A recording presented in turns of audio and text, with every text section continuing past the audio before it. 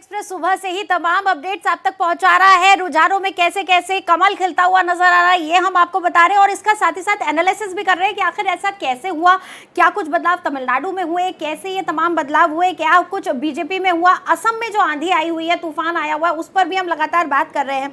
हमारे साथ तमाम मेहमान जुड़े हुए हैं। हमारे साथ नवीन उपाध्याय जी जुड़े हुए हैं, पॉलिटिकल एनालिस्ट हैं, रुद्र प्रताप जी है, विक्रम उपाध्याय जी है, हमारे साथ कांग्रेस से राहुल यादव जी हैं और रोहित और स्वाति तो बने ही हुए हैं। राहुल जी, मैं आपके पास आऊंगी। कहीं ना कहीं बंगाल में आज जो उलटफेर हो रहा है उसमें कांग्रेस कहीं ना कहीं पिछड़ती हुई नजर आई, स्ट्रैटेजिकली भी, और इंडिया गठबंधन ऐसा लगा कि दो फाड़ हो गया है। इंडी गठबंधन के तमाम जो सहयोगी हैं वो सभी दीदी के प्रचार के लिए वहां पर आए। अखिलेश यादव जी ने कहा कि दीदी तो आएंगी ही। ऐसा क्यों भाई? राहुल जी और कांग्रेस अलग थलग क्यों पड़ गए? बंगाल, पश्चिम बंगाल के रुझान आ रहे हैं, क्या लग रहा है? उम्मीद से ज्यादा जो है वो बीजेपी लेकर जा रही है? नहीं, सुनिश्चित। हम तो शुरू से कह रहे थे कि इस बार भाजपा की सरकार वहाँ बनने वाली है। लोग ममता दीदी के कुशासन से तंग थे। वहाँ जिस प्रकार से भ्रष्टाचार व्यापक था, जिस प्रकार से कटमनी का मामला व्यापक था और जिस प्रकार से आसपास के राज्यों में डबल इंजन की सरकार का लाभ लोगों को मिलता हुआ दिखता था, तो लोग इस बार वहाँ पर भी डबल इंजन की सरकार चाहते हैं और बंगाल के अंदर भाजपा की सरकार बनने जा रही है। आसाम में फिर से सत्ता पर दोबारा जो है वो आती हुई दिखाई दे रही है। जो अभी तक के रुझान आ रहे हैं, क्या फैक्टर काम किया आसाम में भी? आसाम में जो काम हेमंत बिस्वा शर्मा ने किया और जो क्लैरिटी के साथ अपनी बात रखने की बात की, उसका आउटकम है कि आज आसाम के अंदर हम लोग वहाँ सरकार बना रहे हैं। जिस प्रकार से जन कल्याणकारी नीतियाँ और जिस प्रकार से डेवलपमेंट का जो वहाँ पर बाहर लेकर आए, जिस प्रकार से मोदी जी के साथ मिलकर उन्होंने वहाँ पर डबल इंजन की सरकार चलाई, उसका लाभ हमको मिल रहा है। बहुत वक्त से बीजेपी जो है दक्षिण मिशन भी चला रही है। अब अगर केरल की तरफ, पंडुचेरी की तरफ और तमिलनाडु की तरफ नजर डालते हैं और उनके रुझानों को देखते हैं, क्या लगता है? शाम आते आते पुडुचेरी और तमिलनाडु में हमारी सरकार होगी। केरल के अंदर हम अच्छे ढंग से अपना खाता खोलेंगे। मेरा अंदाजा 10 से ऊपर सीटें हम केरल के अंदर भी लेकर जा रहे हैं। तमिलनाडु में तो टीवी के भी बहुत अच्छा काम कर रहे हैं। चलिए, उनका भी अच्छा रिजल्ट। अभी शाम को आते आते क्लैरिटी हो जाएगी। सरकार हमारे बिना नहीं बनेगी। भारत एक्सप्रेस से बात करने के शुक्रिया। भारत एक्सप्रेस के लिए कैमरामैन रमेश राय के साथ में कोमल शर्मा। तो रिएक्शंस का सिलसिला ये लगातार आ रहा है बीजेपी हेडक्वार्टर्स में। हमारी सहयोगी लगातार डटी हुई है। झालमुड़ी से लेकर संदेश और लुच्ची सब कुछ वहां पर बन रहा है। राहुल जी से आप कुछ सवाल पूछ रहे थे। राहुल जी, बंगाल में क्या हुआ? क्यों इंडिया गठबंधन अलग थलग नजर आया? कांग्रेस एकदम अलग नजर आ रही है और बाकी पूरा का पूरा गठबंधन दीदी के साथ।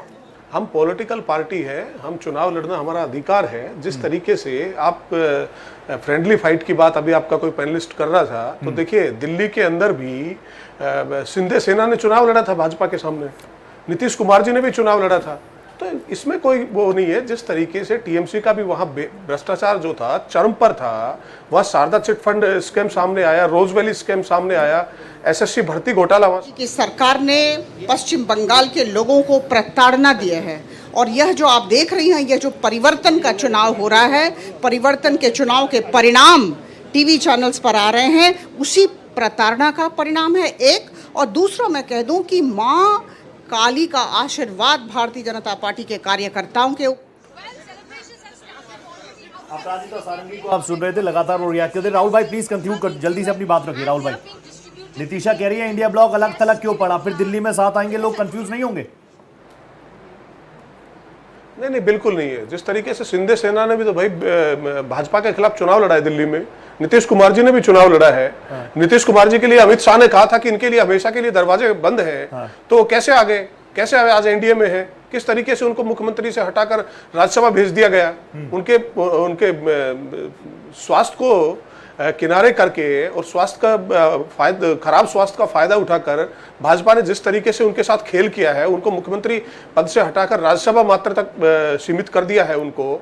देखिए वहां पश्चिम बंगाल में जिस तरीके से टीएमसी का भी जो भ्रष्टाचार था वो चरम पर था, और इसी तरीके से भाजपा ने भी वहां पर धर्म और ध्रुवीकरण की बात वहां पर करी, घुसपैठियों का डर दिखाया। नहीं, मैं ये कह रहा हूं राहुल भाई, ये सारी बातें तो मुद्दे आपने उठा लिए, लेकिन मैं कह रहा हूं कि उनकी सारी गलतियां भी ट्रेंड बन जाएंगी क्योंकि वो जीत के आ रहे हैं। Whether it's Bihar, whether it's Delhi, जब आप जीत जाते हैं ना, वो कहते हैं ना कि लूजर्स के कोई दोस्त नहीं होते, लूजर हैज नो फ्रेंड।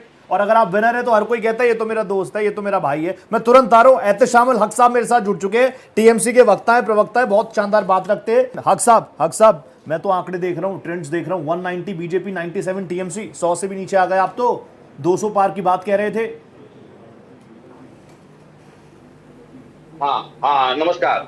मैं कह रहा हूँ पोखरियाल जी, ये शुरुआती रुझान है, इससे किसी तरह का कोई अभी मिठाई बांटने वाली बात नहीं है। हमने कल भी कहा था और हमेशा कहा था कि अभी थोड़ा इंतजार कीजिए, 200 प्लस सीट हम लोग लेके आएंगे। ये 1-2 राउंड का ये गन्ना है, अभी समझ लिए बहुत सारे पड़े हुए हैं। आपको थोड़ा सा समय दीजिए, कम से कम 2 से 3 घंटा। हम लोग सरकार बनाने जा रहे हैं, इसलिए हम लोग को जनता ने मैंडेट पश्चिम बंगाल में दी है। ये सिर्फ कुछ क्षण, कुछ लम्हा का इंतजार करना पड़ेगा।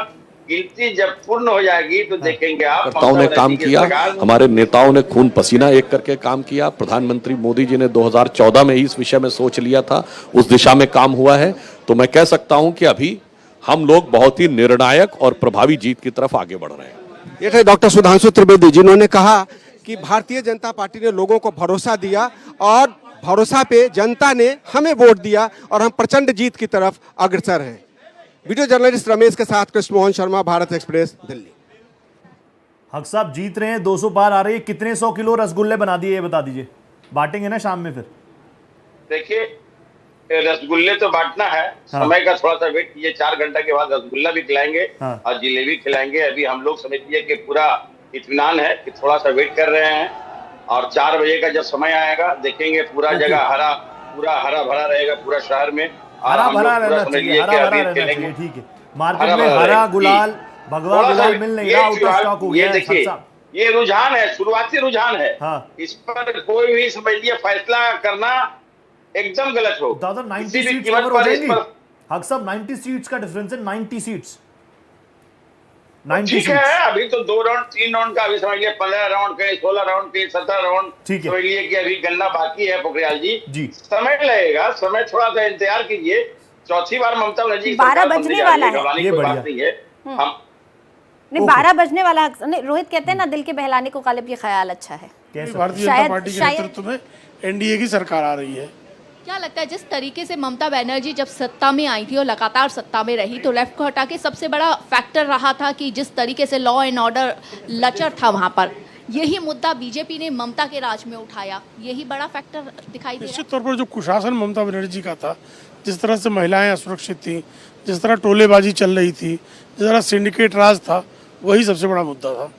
इसके अलावा अगर बात करें, बीजेपी वहां आती है, काफ़ी सारे बीजेपी ने वायदे किए, लेकिन ममता बनर्जी जो है उन्होंने सबसे पहले रोकने के लिए बीजेपी को ये लगा दिया कि बाहरी हैं और बंगाल पे हमला है, बंगाल के खाने पर हमला है, बंगालियों पर हमला है, इसलिए बीजेपी को नहीं आने ममता बनर्जी को बंगाल की जनता ने नकार दिया।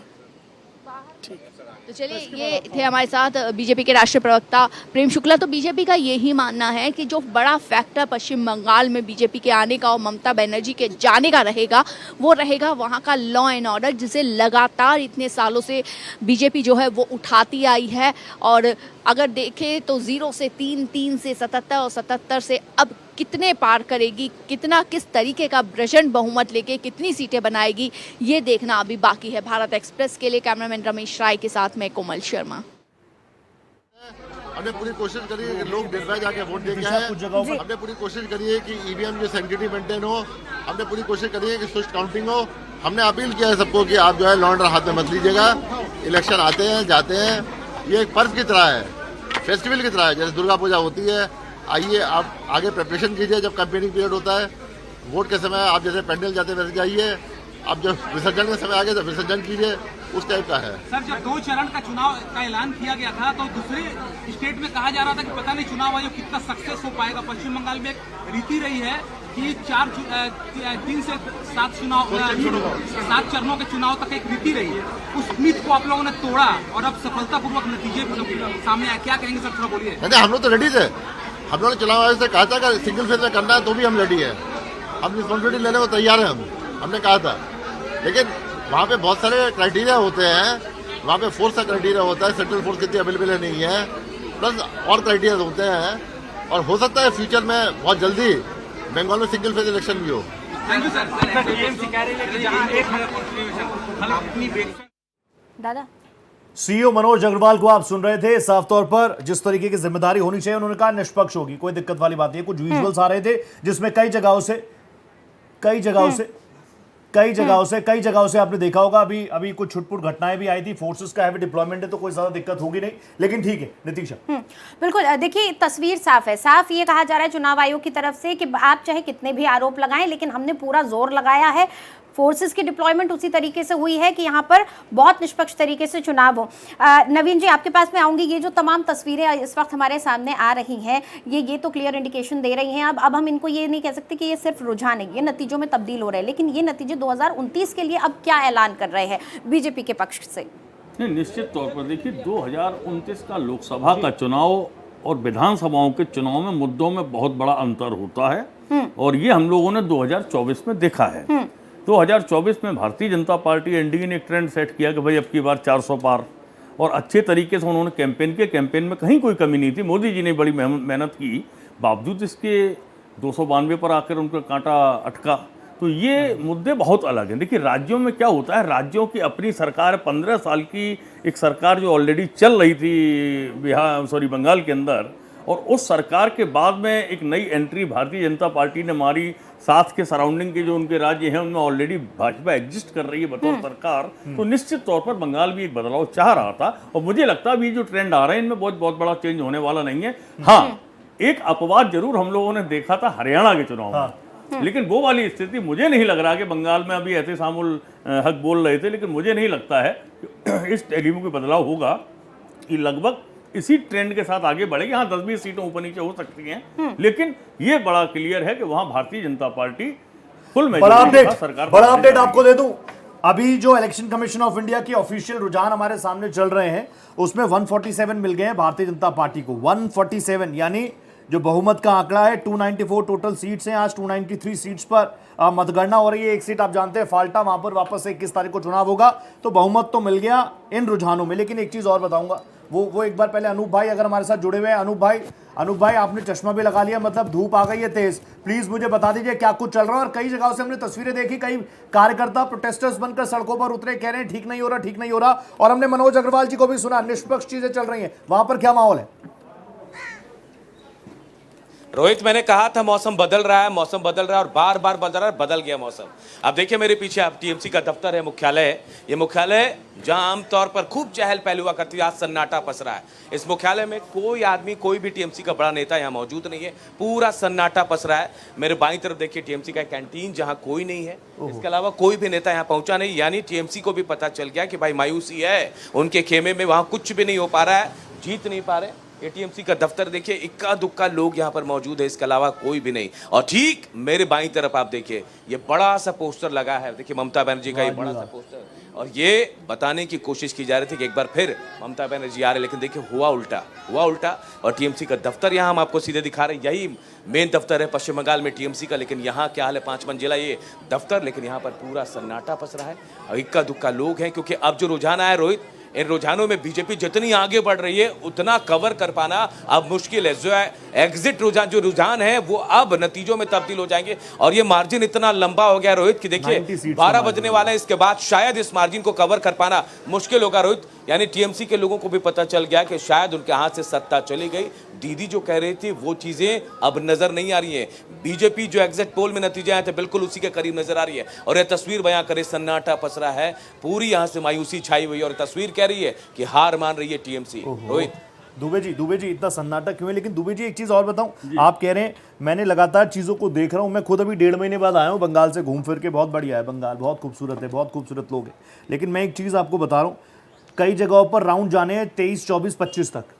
अगर आप इन 294 सीटों का एवरेज कर लेंगे ना, तो अभी मैक्सिमम सीट्स पर पहला, दूसरा, तीसरा राउंड ही चल रहा है। बहुत जल्दबाजी तो नहीं हो रही जो हक साहब कह रहे हैं कि रुकिए रोहित, थोड़ा रुकिए? नहीं, मुझे नहीं लगता। आपको याद होगा 10:40 के बाद हरियाणा के चुनाव में टैली एकदम से पलट गई थी। लेकिन अभी आप एक चीज देखिए, हम 10:11:40 के आसपास बैठे हुए हैं और बंगाल बहुत बड़ा राज्य है। अब जो ट्रेंड एक बार सेट हो चुका है वो लगभग वही टैली करेगा। मैंने पहले भी कहा, मैं अभी भी कह रहा हूँ 10-20 सीटों पर उलट पलट हो सकता है थोड़ा बहुत, लेकिन आप ये कह रहे हैं कि नहीं जो मेजोरिटी की तरफ भाजपा जा रही है 90 सीटों का डिफरेंस वो वापस आ जाएगी, वो होने वाला नहीं होगा। 90 सीटों का डिफरेंस है, बड़ा डिफरेंस है। मुझे नहीं लगता है कि अब कोई चांसेस बिल्कुल। और देखिए बीजेपी मुख्यालय में हलचल शुरू हो चुकी है, बैठकों का दौर भी शुरू हो गया है।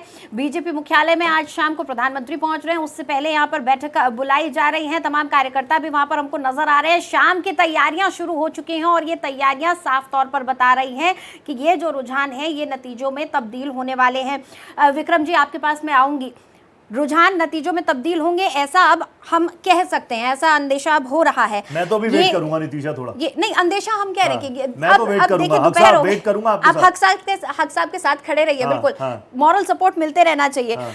विक्रम उपाध्याय जी, आप हमें एक चीज समझाइए, ये जो हमने यहाँ पर देखा ना, अभी तक के चुनाव में हम देखते थे कि 30 से 40% अगर कहीं पर मुस्लिम आबादी है तो टीएमसी 100% स्ट्राइक रेट लाती थी। ये झटका है मुस्लिम वोट बैंक पर, जो लोग अपना अधिकार समझते थे उनके लिए ये रिजल्ट्स। जी मैं एक आंकड़ा आपके सामने रखता हूँ कि जो पिछले चुनाव में 85 मुस्लिम डोमिनेटेड सीट्स थे, जिसमें से 75 टीएमसी ने जीता था। हाँ। और वो जो स्ट्रॉन्ग होल्ड था तो साउथ बंगाल का पूरा इलाका था, इसमें कोलकाता आता है, साउथ 24 परगना आता है, नॉर्थ भी आता है, हावड़ा भी आता है, हुगली भी आता है, नाडिया भी आता है। अगर ये सब जितनी सारी चीज़ें जो अभी आप देख रही हैं, अगर इतना अंतर आ रहा है, 90 सीटों का अंतर आ रहा है अगर रुझान में ही सही, इसका मतलब उन क्षेत्रों में ममता बनर्जी पीछे जा रही हैं। रुझान में जा रही हैं तो उसके साथ साथ अगर परिणाम में भी मुझे अगर देखने को मिलेगा तो कोई आश्चर्य नहीं होगा जब इन सीटों को ममता अगर नहीं बचा पाती हैं, यानी 85 से 75 सीटें जो लास्ट जीती थी उसमें अगर इनको आधे से ज़्यादा हार जाती हैं तो ये परिणाम में भी यही दिखाई देगा, स्पष्ट रूप से दिखाई देगा। रुद्र भाई तुरंत आ रहा हूँ, लेकिन हक साहब,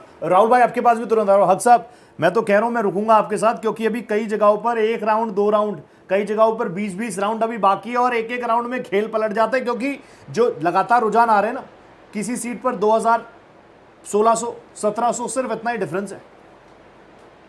लेकिन इतना सन्नाटा क्यों हो गया टीएमसी ऑफिस में, मुझे बस ये बता दीजिए। दफ्तर की तस्वीरें सारे सन्नाटा पसरा हुआ है। तृणमूल भवन में सारे लोग देखिए, बाहर में कोई नहीं रहते, अंदर बैठ करके हैं, सब अपना टेलीविजन देख रहे हैं, रिपोर्ट देख रहे हैं, सब देख रहे हैं। पहला बात। नंबर 2 जो बोल रहे हैं आपको, देखिए 2 राउंड 3 राउंड 4 राउंड में समझ लिए कि हर में 2000 3000 5000 का ये होता है, लेकिन अभी 20 राउंड बाकी है। 20 राउंड तकरीबन हम समझते हैं अभी 2 लाख की गिनती बाकी है। सही बात। तो इस हिसाब से अभी समय थोड़ा दीजिए, वेट कीजिए, जरूर हम लोग जो है बहुमत साबित कर देंगे और बहुमत की ओर बढ़ेंगे। ये जो है शुरुआती रुझान है, बात समझना होगा। जैसे जैसे अभी आपके संवाददाता ने कहा कि बहुत स्लो काउंटिंग हो रही है, इस हिसाब से अगर स्पीड बढ़ेगी, जब हम लोगों का जहां माइनॉरिटी इलाका है, जो अभी बता रहे थे हमारे भाई कि 80 से 85 जो विधानसभा मुस्लिम डोमिनेटेड इलाका है, वो सब इलाके का जब काउंटिंग खुलेगा तो देखिएगा हम लोगों की वहां मार्जिन बहुत बल के हिसाब से होगी। ठीक है, थोड़ा सा धैर्य रखिए, समय देना पड़ेगा और समय के साथ साथ समय की पहिया ममता बनर्जी फिर से सरकार बनाने जा रही है। हम इत्मीनान है, हम मुतमईन है। ओके, 4 बजे तक समय दिए, देखिए पूरा डिक्लेयर हो जाएगा। ओके ओके, हम कितना वोट राहुल भाई समझ ले जीत रहे हैं। राहुल भाई, विमल जी भी हमें ज्वाइन कर रहे हैं। विमल जी मुझे नजर आ रहे हैं। विमल भाई नमस्ते कर रहा हूँ, तुरंत आ रहा हूँ आपके पास। मैं तो देख रहा हूँ बीजेपी हेडक्वार्टर्स में लुचियाँ सारी चीज़ें बनना शुरू हो गई, संदेश बन रहा है, पूड़ियाँ तली जा रही हैं और घुगनी, जैसे हम दिल्ली वाले छोले कुलचे जो खाते हैं, घुगनी बहुत शानदार रहता है, वो भी बन रहा है। आऊँगा आपके पास, लेकिन राहुल गांधी जी ने तो साफ कह दिया कि ये सारी नीतियाँ इतनी खराब रही दीदी की, जिस वजह से बीजेपी को एज मिल रहा है आज। लेकिन वो अग्रेशन क्या कांग्रेस के कैंपेन में था बंगाल में ग्राउंड पर, कि हम टीएमसी के खिलाफ लड़ रहे हैं, टीएमसी के खिलाफ लड़ रहे हैं, दीदी के गुंडा राज के खिलाफ लड़ रहे हैं? रुद्र भाई तुरंत आ रहा।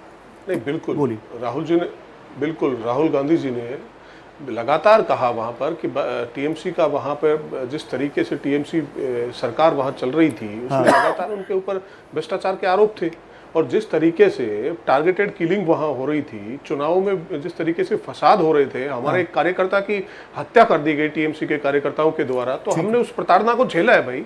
तो हमारे कार्यकर्ता फिर भी डटे रहे, हम बेहतर कर रहे हैं। निश्चित रूप से हमारा वोट शेयर पश्चिम बंगाल में बढ़ रहा है, और हमें बहुत बेहतर की उम्मीद है। अभी 2 बजे के बाद चीजें स्पष्ट होना शुरू होंगी। अभी मैं नहीं मानता कि ये शुरुआती रुझानों को अभी हम किसी नतीजे पर लेकर जाएं कि अभी कोई नतीजे हैं। अभी जब 4-4 राउंड 5-5 राउंड की ही मात्र अभी काउंटिंग हुई है, 20-20 राउंड 18 राउंड बचे हुए हैं। अभी मैं मानता हूं कि 5000 से नीचे की जो इनकी लीड जो दिखाई जा रही है, ये सिर्फ 5000 से नीचे की लीड है। अभी चीजें बदलेंगी।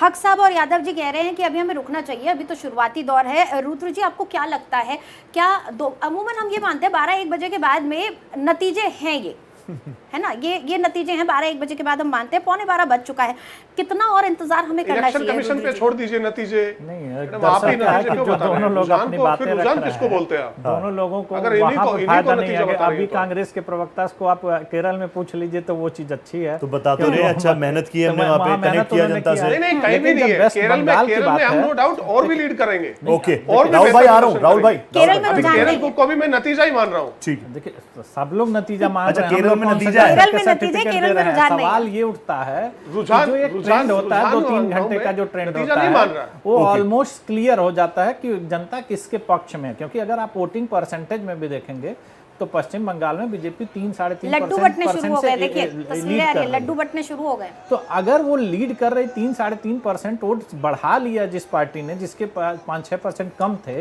इसका मतलब जनता का उनको समर्थन है। जो भी रुझान आए, अभी के भी जो रुझान में जो रिजल्ट आ रहे हैं, चाहे 2 राउंड की आप बात कर लीजिए, चाहे 20 राउंड की, एक तो पहले गलत जानकारी है क्योंकि ईवीएम 3 घंटे 3.5 घंटे खुले हो गए, अब 2 राउंड नहीं होंगे। हर जगह पर 6-7-8-10 राउंड बहुत नहीं, मैं ऑफिशियल बता रहा हूँ, ऑफिशियल में नहीं, 8 तो कहीं पहुंचा ही नहीं, 6 सबसे ज्यादा है कि वो जल्दी आ जाएगा। वो आ जाएगा, कारण क्या है कि वो उनको भी चुनाव आयोग को थोड़ा करने में टाइम लगता है, लेकिन अब लगभग ईवीएम खुले 3.5 घंटे होने वाले हैं। तो बहुत सारी चीजें गिन गई होंगी और मुझे लग रहा है कि ये ट्रेंड सेट हो गया। और अभी आप अगर पुराने आंकड़ों पर जाएंगे, कुछ जगहों को आप छोड़ करके, तो जब ट्रेंड सेट हो जाता है तो वो आगे की तरफ बढ़ता है, पीछे की तरफ आने की संभावना नहीं है। जैसे अब आप बीजेपी को दिखा रहे हैं 198 के आसपास, तो ये 180 से 200 के बीच या 200 प्लस हो सकता है। लेकिन अब आप इसको ये सोचिए कि 150 से नीचे आ जाए, ये बहुत मुश्किल है, ये बहुत अपवाद की स्थिति में ही होगा। तो ये चीज आप देखिए कि अगर हम लोग सुबह से देख रहे हैं, 3-3.5 घंटे के बाद भी देख रहे हैं, तो ये बढ़ते क्रम में है, नीचे के जाने के क्रम में नहीं है। चाहे वो इलेक्शन कमीशन पे देख लीजिए या जो रुझान आ रहे हैं उसमें देख लीजिए।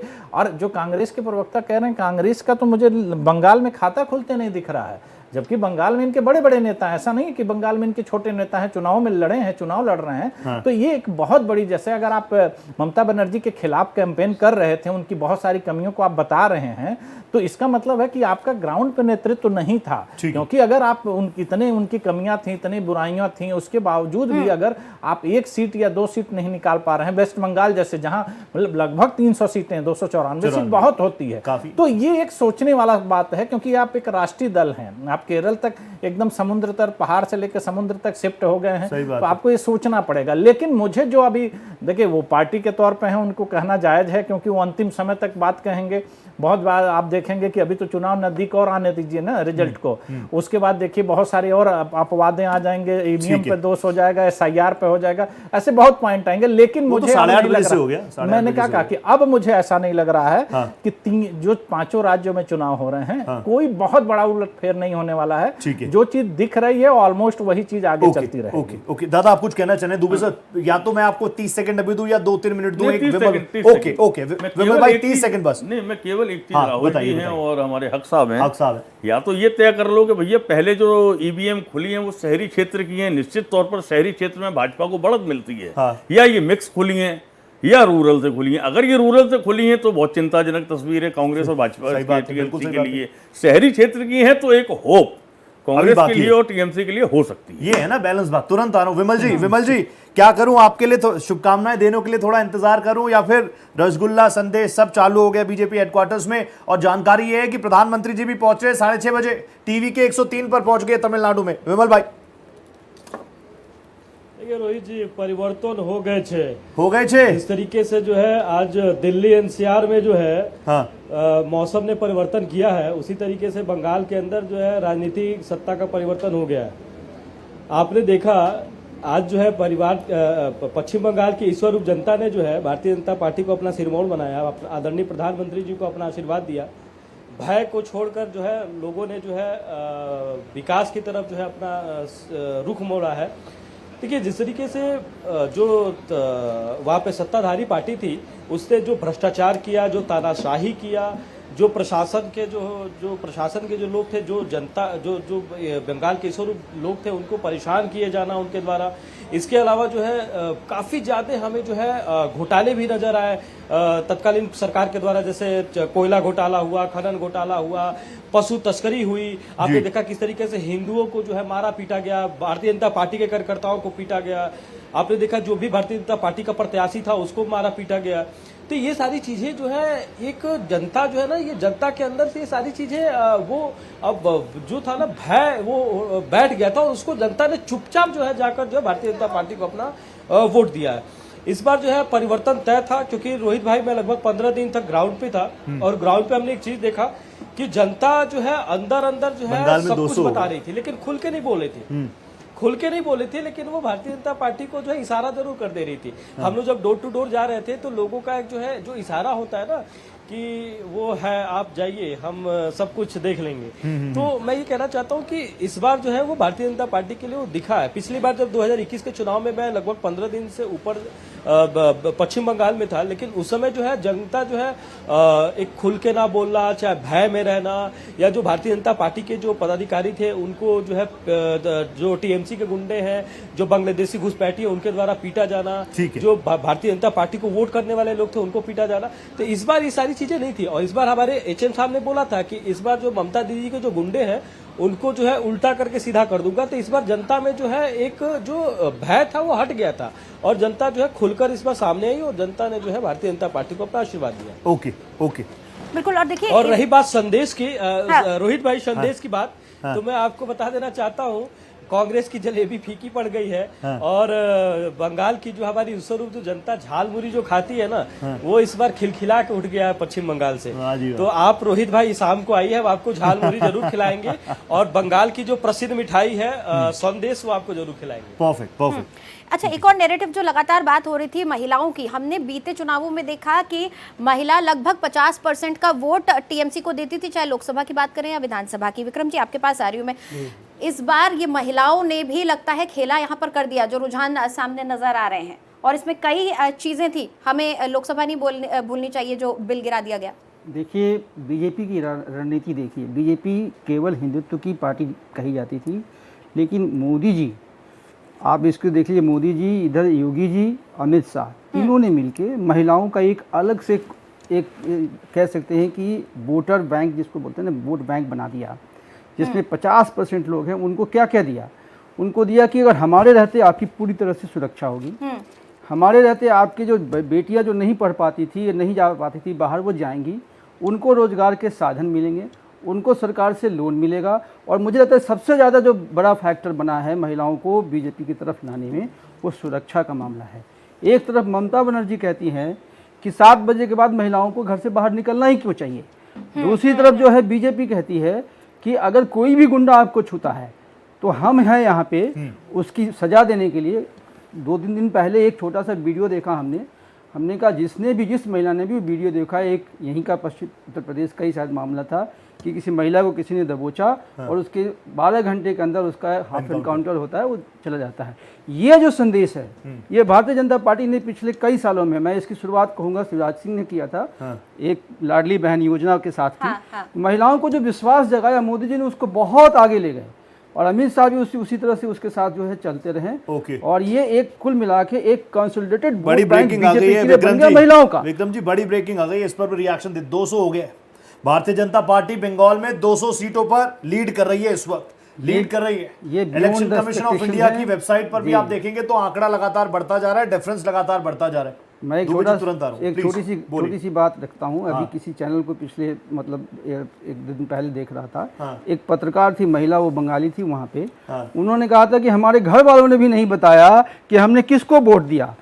उनका सीधे तक चुपे चाप फूले छाप। इसका मतलब ये है कि ये जो लोगों ने भी ममता बनर्जी का 15 साल का शासन देखा है, उनके मन में था कि इसको बदल डालो, और जब ये आ जाता है लोगों में कि इसको बदल डालो, तो फिर लोगों ने कुछ नहीं देखा सिवाय जो है इसको कह सकते हैं बीजेपी के पक्ष में से ज्यादा टीएमसी के अगेंस्ट वोट पड़ा। ओके, महिलाओं का जिक्र किया ना आपने नितीशा ने। दुबे जी आ रहा हूं आपके पास।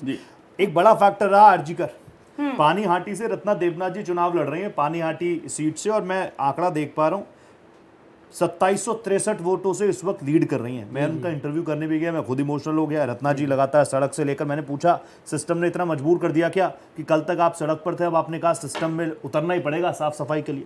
तो दुबे जी मुझे बता दीजिए, ये सारे फैक्टर्स कहीं ना कहीं काम तो कर गए ना। दूसरी बात ये है, मैंने कई लोगों से जब बात की, उन्होंने कहा 15 साल दे तो दिए दीदी को, एक बार और देख के देखते हैं, परिवर्तन करके देखते हैं, नहीं होगा तो फिर दे देंगे।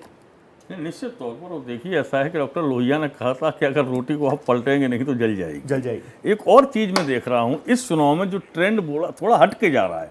हमने मध्य प्रदेश देखा, लाडली बहना ने भाजपा जिताई, ठीक है। महाराष्ट्र देखा हमने, बिहार देखा, बाकी जगह वादे हुए वो भी देखा, लेकिन झारखंड में भी तो फैक्टर काम किया है। झारखंड भी देखा, बिल्कुल हेमंत सोरेन मान रहे थे वहाँ पहले से। ममता बनर्जी 1500 रुपए देते हुए हम लोग ये मान के चल रहे थे कि गरीब आबादी जो है वो कहीं ना कहीं झुकाव देगी अपना टीएमसी को, लेकिन अभी जो रुझान आ रहे हैं उनमें कहीं वो परिणति बनता दिखाई नहीं दे रहा था। रुझान में नजर नहीं आ रहा है कि महिलाओं ने भी, गरीब तबके की जो महिलाएं उनने भी कहीं कोई टीएमसी को सपोर्ट दिया हो। अब दूसरी चीज आती है, जो मुस्लिम डोमिनेट एरियाज हैं वहाँ की सीटें, जितनी सीटों पर 92 पे अभी आप जैसे दिखा रहे हैं कि टीएमसी लीड कर रही है, तो वो तो लगभग 100 के 125 के आसपास सीटें हैं बंगाल में। और अगर इतना हुआ है तो क्या मुसलमानों ने भी पल्ला झाड़ लिया है टीएमसी के साथ में? ये एक बड़ा विषय है। पोलराइजेशन हो गया, वोट डिस्ट्रीब्यूशन हो गया क्या?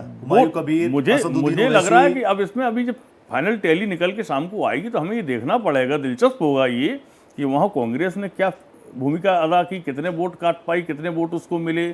अन्य हुमायूं कबीर और ये सारे लोग जो चुनाव लड़ रहे थे, इन्होंने कितना अपना रोल निभा पाया है, कितनी सीटों पर इनका प्रभाव रहा, ये बहुत सारे फैक्टर्स सामने आएंगे। लेकिन कुल मिला के एक चीज़ जरूर है कि जनता बदलाव चाहती है, और जब वो बदलाव चाहती है तो सारे आपके समीकरण, सारी कैलकुलेशन एक तरफ रखी रह जाती हैं और वो विकल्प को चुनती है। और भारतीय जनता पार्टी एक बेहतर विकल्प के रूप में अपने आप को वहाँ प्रस्तुत करने में सफल रही है। मैं एक लाइन ये जोड़ना चाहता हूँ इसी मुसलमानों के मामले में कि किसी भी पार्टी के जब मुसलमान, जो बीजेपी को छोड़ के बाकी देख लीजिए, समाजवादी पार्टी देख लीजिए, टीएमसी देख लीजिए, जो इनके जो नेता, जो मुस्लिम नेता जो बड़े हुए हैं या शक्तिशाली हुई हैं या कह लीजिए थोड़ा रुतबा हासिल कर लिया, उन्होंने सबसे ज़्यादा दबाया मुस्लिम लोगों को ही, उनके बहू बेटियों को ही दबाया। तो ये भी एक गुस्सा हो सकता है कि जो लोग, जो नेता बने हुए हैं, जो कहते हैं भाई हमने शुरू किया, तुमने शुरू किया, हम ख़त्म करेंगे, उस तरह का रिएक्शन मुस्लिम वोटरों में भी आया होगा कि इनसे छुटकारा मिलना चाहिए, अगर बीजेपी आती है तो आना चाहिए। ओके।